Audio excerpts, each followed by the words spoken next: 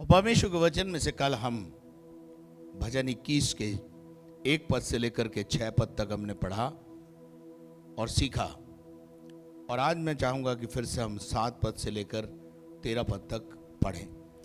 क्योंकि राजा का भरोसा यहोवा के ऊपर है और परम प्रधान की करुणा से वह कभी नहीं टलने का। तेरा हाथ तेरे सब शत्रुओं को ढूंढ निकालेगा, तेरा दाहिना हाथ तेरे सब बैरियों का पता लगा लेगा। तू अपने मुख के सम्मुख उन्हें जलते हुए भट्ठे के समान जलाएगा। यहोवा अपने क्रोध में उन्हें निगल जाएगा और आग उनको भस्म कर डालेगी। तू उनके फलों को पृथ्वी पर से और उनके वंश को मनुष्यों में से नष्ट करेगा, क्योंकि उन्होंने तेरी हानि ठानी है। उन्होंने ऐसी युक्ति निकाली है जिसे वे पूरी न कर सकेंगे। क्योंकि तू अपना धनुष उनके विरुद्ध चढ़ाएगा और वे पीठ दिखाकर भागेंगे। ए यहोवा, अपनी सामर्थ में महान हो। हम गा गा कर तेरे पराक्रम का भजन सुनाएंगे। आमीन। कल तक हमने परमेश्वर के वचन में से बहुत सारी आशीषों को भजन 21 में देखा था कि जब वो यहोवा हमसे मिलता है तो हमारे को खाली हाथ कभी नहीं भेजता है। लूका के 5वें अध्याय में एक दिन प्रभु यीशु मसीह की मुलाकात शिमोन नाम के एक व्यक्ति से हो गई और शिमोन से यीशु मसीह ने पूछा कि क्या मैं तुम्हारी नाव का इस्तेमाल कर सकता हूं? और उसने कहा यस ऑफ कोर्स, आप मेरी नाव का इस्तेमाल कर सकते हो। और प्रभु यीशु मसीह ने उस नाव में से लोगों को संबोधन किया। प्रचार खत्म हो गया। प्रचार खत्म होने के बाद जब यीशु मसीह जा रहा था तो जाने से पहले उसने पतरस को प्रतिफल दिया।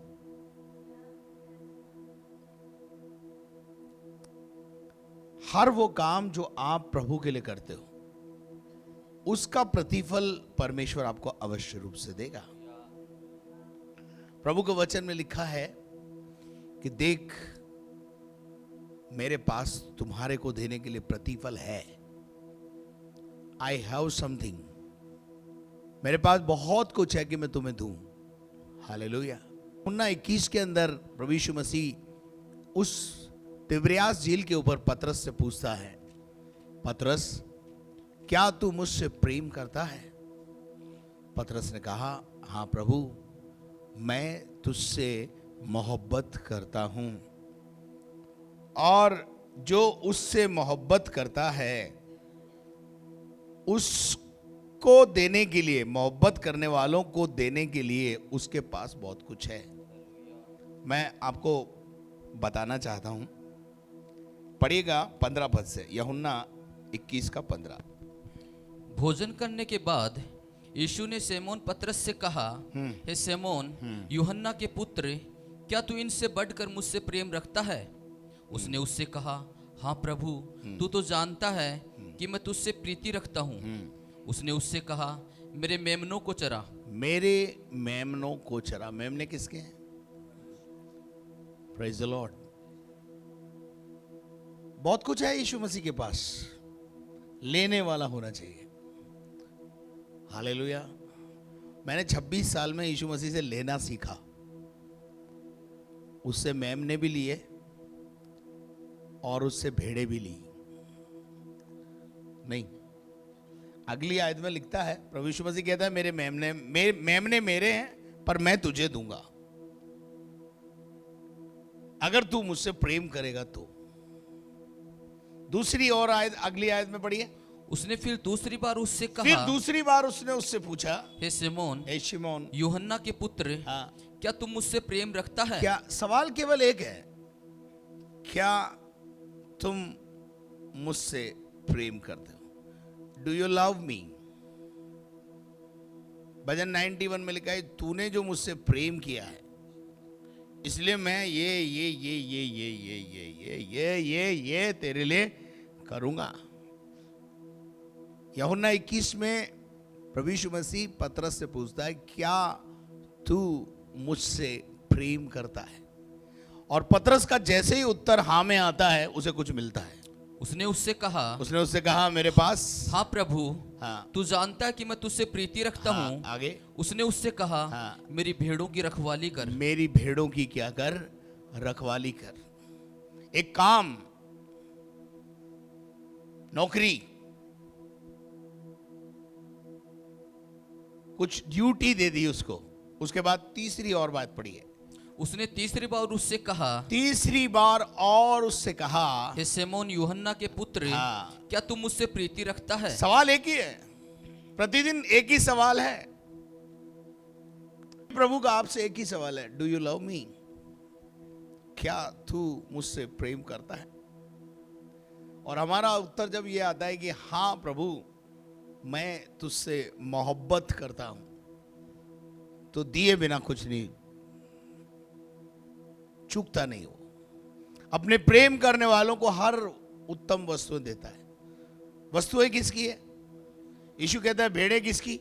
मेरी। मेमने किसके? मेरे। दिए किसको? प्रेम करने वाले को। If you love the Lord, if you love the Christ, वो जो कुछ उसके पास है वो लुटा देता उस पर। भेड़ों को रखवाली कर, मेरी भेड़ों को चरा, तीसरी में है वो बोलता है मेरी भेड़ों को चरा, यानी फुल्ली मेमना, भेड़ चराने का काम और भेड़ों की रखवाली का काम तुझे सौंप दिया है। अब भेड़ तो है यीशु मसीह की, लेकिन दी किसको है? दी किसको है? तो दूध कौन निकालेगा? ऊन कौन निकालेगा? सफाई कौन करेगा? पतरस। अगर आप भेड़ों की रखवाली करोगे तो ऊन और दूध के अधिकारी भी होगे। बेस्ट खिलाएगा परमेश्वर आपको। बस एक काम करो, आप उसके सवाल का जवाब दे दो, और सवाल है डू यू लव मी? भजन 21 के 7 पद में फिर एक और बार जब हम आएंगे तो वहां लिखा है, क्योंकि राजा का भरोसा यहोवा के ऊपर है। राजा परमेश्वर से प्रेम करता है और उसका भरोसा किसी और चीज पे नहीं है, परमेश्वर पर है। इसलिए वहां लिखा है, जब तक हमारा प्रेम बना रहेगा परमेश्वर के साथ, उसकी करुणा हम पर से कभी नहीं हटेगी। आप चाहते हैं कि उसकी दया आप पर हमेशा बनी रहे, तो आप उससे प्रेम करते रहें, उस पर भरोसा साध के रखें, अपने भरोसे को डामाडोल ना होने दें। हर बात में बोले वो करेगा, हर बात में बोले वो संभालेगा, वो बैठा है ना अभी, मेरा परमेश्वर जीवित है। इस प्रकार के वाक्य आपके मुंह से निकलने चाहिए, सकारात्मक बातें निकलनी चाहिए। मेरा प्रभु सो थोड़ी रहा है, वो सब देख रहा है। अब जब हम 8वें बात में जाते हैं तो वहां लिखा हुआ है कि तेरा हाथ, अब प्रतिफल सुनिए, तेरा हाथ तेरे सब शत्रुओं को ढूंढ निकालेगा। हाँ, तेरा हाथ तेरे शत्रुओं को क्या करेगा? ढूंढ निकालेगा। जो हमारे शत्रु हैं, जो हमारे चारों ओर हैं, बहुत से लोग हमें प्रतिदिन सताते हैं, धमकी देते हैं। हम धमकी का जवाब देना जानते हैं, पर जवाब नहीं देना भी तो जवाब है जी। जवाब नहीं देना भी जवाब होता है। मैं इस मंच के माध्यम से कह रहा हूं, जरूरी नहीं होता हर चीज का जवाब दिया जाए। तो वचन में लिखा है, वो तेरे सब शत्रुओं को ढूंढ कर क्या करेगा? निकालेगा। ढूंढ कर निकालेगा। वो कहां छुपोगे? कौन सी गुफा में जाके छुपोगे? एक बात जिंदगी में ध्यान रखना, if you are a man of God, अगर आप परमेश्वर के जन हैं और कोई आपको छूता है, तो वो परमेश्वर की आंख की पुतली में हाथ डाल देता है। जकरिया 2:8, वो हमारे शत्रुओं को ढूंढ के निकालेगा। मत सोचना कि वो छोड़ देगा। पलटा लेना हमारा काम नहीं है, पलटा लेना हमारे परमेश्वर का काम है। हालेलुया। इसलिए हम चुप बैठते हैं, उसकी प्रजा है हम, और इसलिए हम चुप बैठते हैं, क्योंकि उसने कहा युद्ध तेरा नहीं है मेरा है, पलटा लेना तेरा काम नहीं है मेरा है, मैं बैठा हूं अभी। क्योंकि हाँ सेनाओं का यहोवा यूं कहता है, उस तेज के प्रकट होने के बाद हाँ। उसने मुझे उन जातियों के पास भेजा है हाँ। जो तुम्हें लूटती थी, हाँ। क्योंकि जो तुमको छूता है, जो तुमको छूता है, तुमको का मतलब है those who love the God। और आगे लिखा है वह मेरी आंख की पुतली ही को जो छूता है, तुम्हें लूटती थी, जो तुम्हें सताते हैं, क्योंकि जो तुमको छूता है वो मेरी आंख की पुतली को छूता है। एक और बात बोलूंगा, खुदा का काम खुदा को करने दो, खुदा के बंदे का काम खुदा को बंदे को करने दो, जो याजक का काम है वो याजक को करने दो, अपने हाथों में मत लो। परमेश्वर का काम है पलटा लेना, आपका काम नहीं है पलटा लेना। आप उसको पलटा लेने का काम, परमेश्वर के काम को आप अपने हाथ में मत लो। आगे बढ़िए बेटा। पहला राजा 13 अध्याय पहले पद से पढ़ेंगे तब समझ में आएगा आपको। तब वहां एक राजा है और वो राजा याजक का काम अपने हाथ में ले लेता है। राजा को याजक का काम करना है। तब यहोवा से वचन पाकर परमेश्वर का एक जन यहूदा से बेतेल को आया। मैन ऑफ गॉड, इस पर ध्यान दें। Who receive the word of God, किसने परमेश्वर का वचन पाया? मैन ऑफ गॉड, परमेश्वर के जन ने, राजा ने नहीं, प्रजा ने नहीं। उस जगह पर एक परमेश्वर का प्रेम करने वाला एक प्रेमी रहता था और उसने खुदा से वचन पाया। और वचन पाकर क्या करा?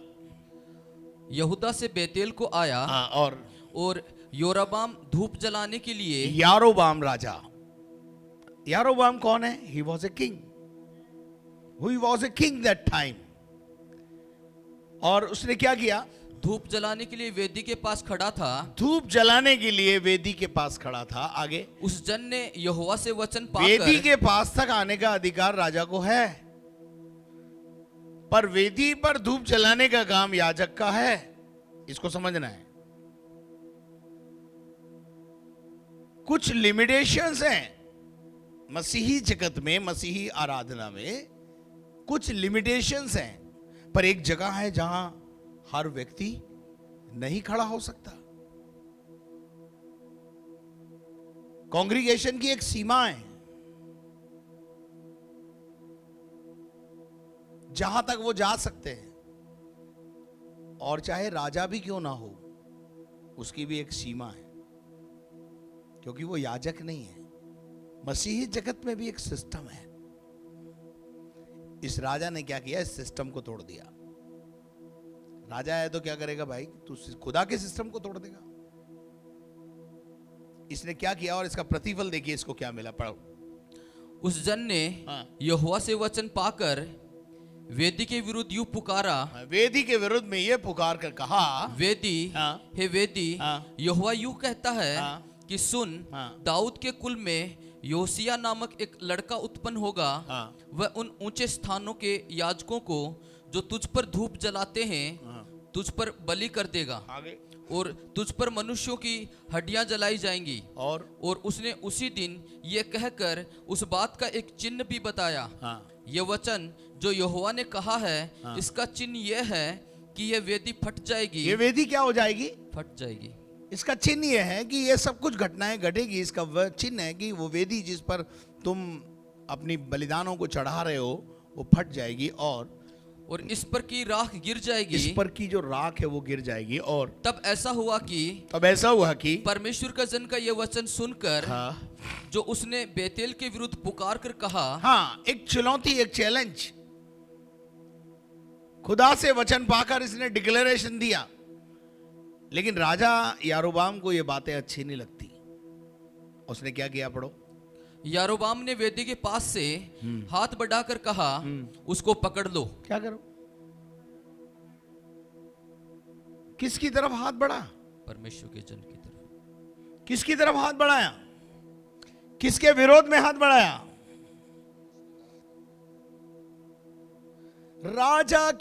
राजा ने परमेश्वर के दास के विरुद्ध में हाथ बढ़ाया, जो यहोवा का वचन पाकर डिक्लेरेशन दे रहा है। और उसका परिणाम क्या हुआ? तब उसका हाथ जो उसकी ओर बढ़ाया गया था हाँ, सूख गया। क्या हो गया? हाथ क्या हो गया? सूख गया। कईयों के हाथ आज सूख जाते हैं। हाथ हमेशा हरे भरे रहने चाहिए। हाथ हमेशा हरे भरे रहने चाहिए। आज बहुत से लोगों के हाथ सूख रहे हैं। हरा भरा होना और सूख जाना, ये आप इसको थोड़ा सा अपने आप से समझ ले मैं क्या कहना चाहता हूं। हरा भरा होना और सूख जाना, दोनों में बहुत अंतर होता है। सूखे में से कुछ नहीं निकलना, क्या जी? निकलेगा, पर हरे भरे में से बहुत कुछ निकलने की संभावना है। तो आप अपना हाथ सुखाना चाहते हो या हरा भरा रखना चाहते हो? हाँ जी, भरा बोलो, भरा भरा, हरा भरा, भरा भरा। Praise the Lord. क्यों ये हाथ सूख गया? क्योंकि यहोवा के दास के विरोध में, उस आवाज के विरोध में जो यहोवा से पाकर उसने डिक्लेयर की थी। तो अल्टीमेटली किसका विरोध कर रहा है? तो राजा है तो क्या मतलब, तू मर जाएगी जो करेगा। खुदा राजा को भी नहीं छोड़ता, ध्यान रखना। जैसे ही इसने खुदा के दास के खिलाफ हाथ बढ़ाया, हाथ तुरंत सूख गया। आज जैसा था वैसा का वैसा रह गया। अब नीचे भी नहीं आ रहा है, ऊपर भी नहीं जा रहा है, ना दाएं जा रहा ना बाएं जा रहा, वहीं का वहीं कड़कनाथ की तरह हो गया। स्थिति खराब हो गई। आज बहुत सारे परिवारों में कुछ ऐसा देखने को मिलता है। हाथ सूखने का कारण खुदा की आवाज को हल्का लेना।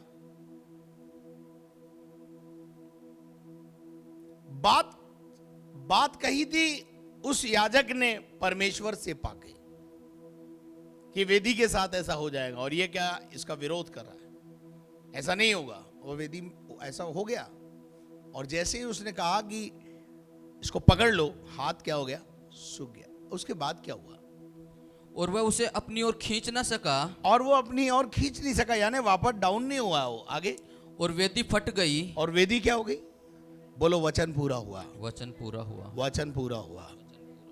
किसने कहा था? परमेश्वर के दास। वो तो पूरा होना ही था ना। वो तो आकाश और पृथ्वी टल जाएगी, पर उसकी, मैं आपको बताना चाहता हूं कि जो बात मैं बोलता हूं ना, मैं फिर बोल रहा हूं एक बात, मेरी बात का थोड़ा भरोसा किया करो, क्योंकि मैं आत्मा में होकर बोलता हूं। क्योंकि मैं जब बोलता हूं ना, तो मैं नहीं बोलता, प्रभु मुझ में होकर के बोलता है। मेरे अजीजों, हमको इस बात को समझना है। चलिए आगे बढ़ते हैं अपन।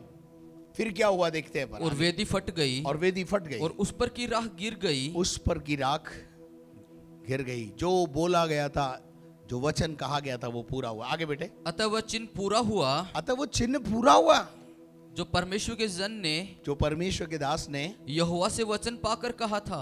यहोवा से वचन पाकर अगर आप कहोगे तो वो बात पे पूरी होगी। हालेलुया। शिक्षा पाने के लिए हमारे पास क्या नहीं है? समय नहीं है, हमारे पास मन नहीं है। और उसके बाद क्या हुआ? वचन पाकर कहा था, उसके बाद क्या हुआ? तब राजा ने परमेश्वर के जन से कहा। अब राजा के पास कोई चारा नहीं है। राजा के पास अब कोई चारा नहीं है। बचने का एक ही चारा है पादरी साहब, बचने का एक ही चारा है। हाथ वापस ठीक होने का एक ही चारा है। वापस हरे भरे होने का एक ही चारा है। पास्टर से वापस रिकंसिलिएशन करो। पास्टर के साथ वापस संबंध को स्थापित करो। जो कुछ तुमने किया उसकी गलती को मानो और आगे बढ़ जाओ। यही एक तरीका है। राजा को समझ में आ गया कि मैं खुदा के कोप का शिकार हो गया हूं और मेरी गलती क्या है। मैंने पास्टर को, जो याजक है, प्रभु का दास है, उसके खिलाफ बोल दिया और उसकी सजा मुझे मिल गई। चलिए आगे बढ़िए, क्या लिखा है, सजा क्या मिली। अपने परमेश्वर यहोवा को मना। हाँ पादरी साहब, अपने खुदा को मनाओ, प्रार्थना करो मेरे लिए, मेरा हाथ ठीक हो जाए, मेरी तंगहाली खत्म हो जाए। तंगहाली आ जाती ना, तंगहाली समझ रहे आप, आपका हाथ टाइट हो जाता है कभी कभी। क्यों हो गया? क्यों हरा भरा नहीं है? क्यों देने वाला नहीं है? क्यों हाथ टाइट हो रहा है?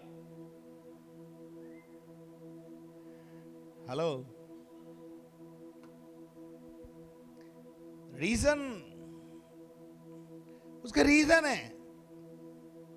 आप तंगहाली के लिए पैदा नहीं हुए, आप बदहाली के लिए पैदा नहीं हुए। आप यहां पर तंगहाली और बदहाली के लिए नहीं बुलाए गए, बहाल करने के लिए बुलाए गए हैं, रेस्टोरेशन के लिए बुलाए गए हैं। और आगे क्या लिखा है बेटे? और मेरे लिए प्रार्थना कर। क्या कह रहा? अब पहले तो बोला था पकड़ लो इसको, पहले तो बोला मारो इसको, आगे कि मेरा हाथ ज्यों का त्यों हो जाए। मेरा हाथ क्या हो जाए? ज्यों का त्यों हो जाए। और फिर क्या हुआ? तब परमेश्वर के जन ने, परमेश्वर के जन ने यहोवा को मनाया। किसको मनाया? परमेश्वर को। हाय कितना बढ़िया। खुदा का दास कहां गया? परमेश्वर के पास गया और परमेश्वर से उसने मध्यस्थता की। खुदा इसे क्या कर दे? माफ कर दे। आगे बढ़िए। और राजा का हाथ, राजा का हाथ फिर ज्यों का त्यों हो गया। आमीन। हालेलुया। आप चाहते हो ज्यों का त्यों हो? आप अपने हाथ के सूखेपन को दूर करना चाहते हो? आप अपनी तंगहाली बदहाली से बाहर आना चाहते हो? परमेश्वर के दास का आदर करना सीखो पहले, क्योंकि परमेश्वर का दास ही आपके लिए प्रार्थना करेगा जब आपके जीवन में हरियाली आएगी। आपके हाथ की बदहाली खत्म होगी, सूखापन दूर होगा, ड्राइनेस दूर होगी, आपके हाथ में फलों की भरमार होगी, आपका हाथ फलवंत होगा, आपका हाथ सदा लेने वाला नहीं देने वाला बन जाएगा। वचन पर भरोसा करो। और तब राजा ने परमेश्वर के जन से कहा, मेरे संग घर चलकर अपना प्राण ठंडा कर, और मैं तुझे दान भी दूंगा। क्या दूंगा? दान। क्या दूंगा? मैं तुझे दान भी दूंगा। आगे परमेश्वर के जन ने राजा से कहा, परमेश्वर के दास ने राजा से कहा, चाहे तू मुझे अपना आधा घर भी दे दे, आधा घर भी दे दे, आधा महल भी दे दे, और तो भी तेरे घर न चलूंगा। तेरे घर तो मैं जाने वाला नहीं हूं। तो अपने आप को ठीक कर ले पहले। हम पहले अपने संबंधों को ठीक करेंगे,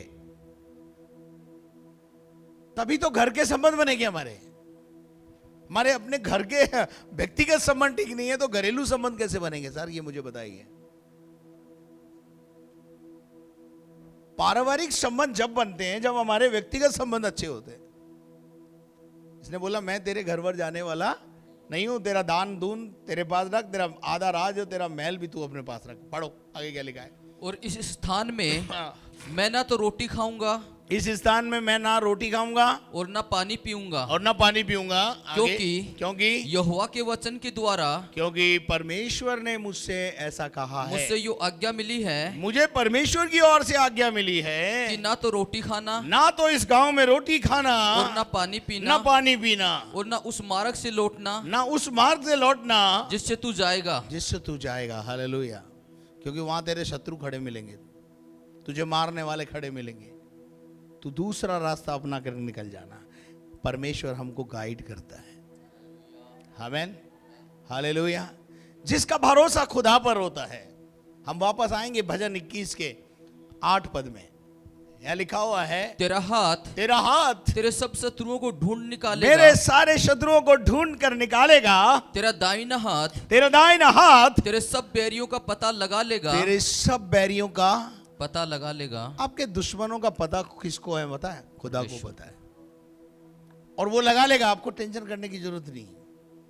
एक बात सुनिए, हम शांति के पुत्र हैं, हम शांति स्थापित करना चाहते हैं। चर्च ही एक ऐसी जगह है जो अपने शत्रुओं को माफ करना सिखाता है, कड़वाहट को दूर करना सिखाता है। Church is a bride of Christ.